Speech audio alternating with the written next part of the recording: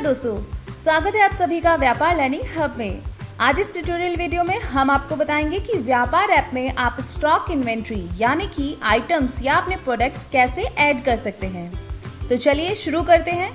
इसके लिए सबसे पहले आप व्यापार ओपन करें। फ्रेंड्स, प्रोडक्ट्स ऐड करने से पहले हम आपको बताना चाहेंगे कि व्यापार ऐप की सबसे बड़ी खासियत ये है कि यहाँ पर आप अपनी जरूरत के हिसाब से ऑप्शंस का इस्तेमाल कर सकते हैं और ये सभी ऑप्शंस आपको सेटिंग्स में मिलते हैं। और यही फैसिलिटी व्यापार ऐप को आप सभी के लिए सिंपल और यूजर फ्रेंडली बनाती है। तो इसलिए आइटम्स या प्रोडक्ट्स ऐड करने से पहले हम आपको ले जाते हैं सेटिंग्स की ओर, जहां से आप अपनी रिक्वायरमेंट्स वाले ऑप्शंस ऑन कर सकते हैं। इसके लिए लेफ्ट मेन्यू में सेटिंग्स ऑप्शन में जाएं। यहाँ पर आपको काफी सारे ऑप्शंस दिखेंगे। क्योंकि फिलहाल हमें आइटम रिलेटेड सेटिंग्स करनी है तो हम यहाँ आइटम सेटिंग्स में जाएंगे। यहाँ आपको आइटम से रिलेटेड सभी ऑप्शंस मिलेंगे। कुछ सेटिंग्स यहाँ आपको बाय डिफॉल्ट ऑन मिलेंगी, जैसे कि enable item, stock maintenance and all. लेकिन हमें अभी के लिए सिर्फ वो सेटिंग्स ऑन करनी है जिनकी जरूरत हमें आइटम ऐड करते समय पड़ेगी, जैसे कि आइटम्स यूनिट। अगर आप स्टॉक यूनिट्स में मेंटेन करते हैं तो इसे ऑन कर दें। बट अगर आप ऐसे आइटम्स में डील करते हैं जिन सभी का यूनिट सेम रहता है तो आप यहाँ से डिफॉल्ट यूनिट ऑप्शन को ऑन कर सभी आइटम्स के लिए एक डिफॉल्ट यूनिट असाइन कर सकते हैं। देन अगर आप आइटम्स को कैटेगराइज करना चाहते हैं तो आइटम कैटेगरी ऑप्शन को भी ऑन कर दें। इसके बाद आपको दो options item wise tax and discount by default on ही मिलेंगे। नहीं हो तो आप ऑन कर सकते हैं। और राइट साइड में आपको मिलेगा serial number and batch tracking option, यानी कि अगर आप अपना स्टॉक सीरियल नंबर वाइज या बैच वाइज मैनेज करते हैं तो आप ये ऑप्शंस भी ऑन कर सकते हैं। फिलहाल के लिए हमने सभी ऑप्शंस को ऑन कर दिया है।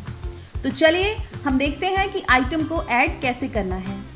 इसके लिए आप सेटिंग से बाहर आ जाएं और लेफ्ट मेन्यू में आपको आइटम्स ऑप्शन दिखेगा, उस पर क्लिक करें। अगर आप पहली बार आइटम ऐड कर रहे हैं तो आपको स्क्रीन कुछ इस तरह दिखेगी। ऊपर की तरफ आपको ऑप्शंस दिखेंगे, प्रोडक्ट्स, सर्विसेज, कैटेगरी जहां से आप कैटेगरीज बना सकते हैं, यूनिट्स जहां से आप यूनिट्स मैनेज कर सकते हैं और माय ऑनलाइन स्टोर। तो यहाँ आपको add your first product button पर क्लिक करना होगा। आप देख सकते हैं कि ऐड आइटम की विंडो ओपन हो गई है। तो यहाँ पर आप सभी डिटेल्स एंटर कर दें, जैसे आइटम का नाम, आइटम HSN, या फिर आप सर्च आइकन पे क्लिक कर HSN सर्च भी कर सकते हैं। देन कैटेगरी, फिलहाल हमने कैटेगरीज बनाई नहीं है इसलिए ये बाय डिफॉल्ट जनरल कैटेगरी में ही सेव होगा। आप बाद में इसे दूसरी कैटेगरी में शिफ्ट भी कर सकते हैं। आइटम कोड और उसके बाद सेलेक्ट यूनिट। मान लीजिए कि हमारे एक बॉक्स में 12 बॉटल्स आती हैं तो यहाँ हम बेस यूनिट में बॉक्स सेलेक्ट करेंगे और सेकेंडरी यूनिट में बॉटल्स। नीचे कन्वर्जन रेट में हम 12 लिखेंगे जैसे हमने पहले मेंशन किया और सेव बटन पर क्लिक कर इसे हम सेव कर देंगे। नीचे आपको 3 टैब्स मिलेंगे, प्राइसिंग, स्टॉक और आइटम इमेज। तो यहाँ पर सबसे पहले प्राइसिंग में हम डिटेल्स ऐड कर देंगे। सेल प्राइस, इसके सामने आप सेलेक्ट करेंगे कि जो प्राइस आपने एंटर किया है उसमें टैक्स इंक्लूडिंग है या एक्सक्लूडिंग। इसके बाद इसी तरह से परचेज प्राइस, और ये भी एक्सक्लूडिंग है या इंक्लूडिंग सेलेक्ट कर दें। यहाँ पर आइटम का टैक्स रेट सेलेक्ट करेंगे। इसके बाद आपको मिलता है बहुत इंपॉर्टेंट ऑप्शन, आइटम का डिस्काउंट फिक्स करने के लिए। तो यहाँ आप चाहें तो अमाउंट में या फिर परसेंटेज में डिस्काउंट सेट कर सकते हैं। इसके बाद आप स्टॉक सेक्शन पर जाएं।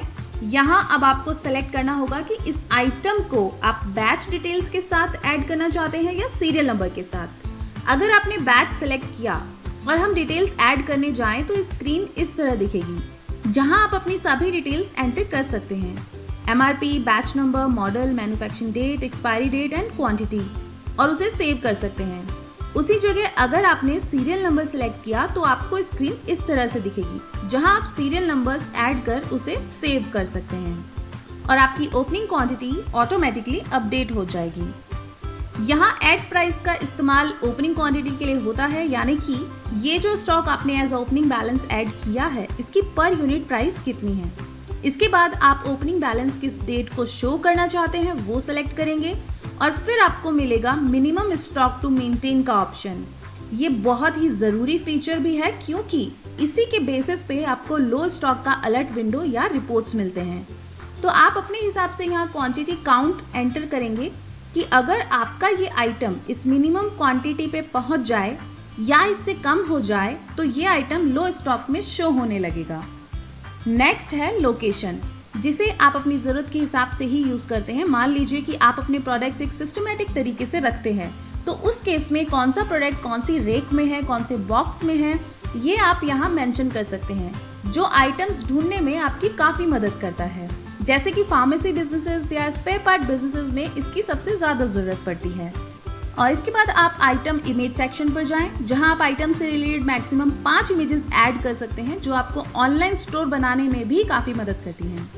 तो हमने आइटम की सभी डिटेल्स ऐड कर दी हैं, और अगर आप इसके बाद और आइटम्स ऐड करना चाहते हैं तो आप सेव एंड न्यू बटन का इस्तेमाल कर सकते हैं। फिलहाल के लिए हमने सेव बटन पर क्लिक कर इसे सेव कर दिया है। सेव करते ही आपकी आइटम्स लिस्ट रेडी हो जाएंगी और कुछ इस तरह से दिखेगी, जहां राइट में आपको आइटम की डिटेल्स एंड ट्रांजैक्शंस भी दिखाई देंगे। आप जब चाहे यहां से आइटम्स ऐड कर सकते हैं।